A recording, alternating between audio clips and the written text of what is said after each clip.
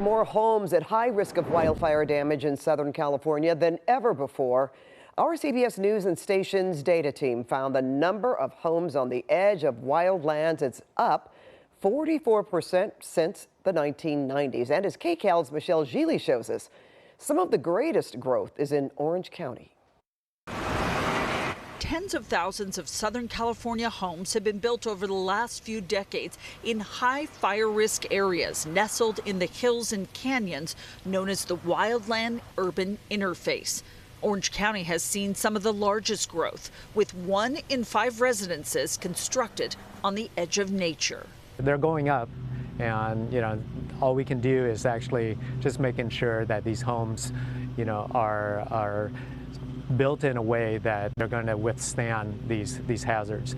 Now, as we saw on the news with the fires in LA, if Mother Nature, kicks in with those strong winds, we need to be prepared for that. Between the 90s and 2020, new neighborhoods popped up in parts of Orange County where people had never lived before, closer to open space and wildlife, bringing with it an increased risk of fire. Development in Tustin Ranch ballooned. There were just 9 homes in the wildland urban interface in 1990, and in 2020, there were more than 3,100 homes. In Irvine's Orchard Hills, what began with 3 homes increased to nearly 400 over 3 decades. Off of PCH in Newport Beach, there were several dozen houses in Crystal Cove in 1990, and by 2020, the number jumped to nearly 4,500. And in South Orange County, Ladera Ranch has grown from 222 homes to more than 12,000.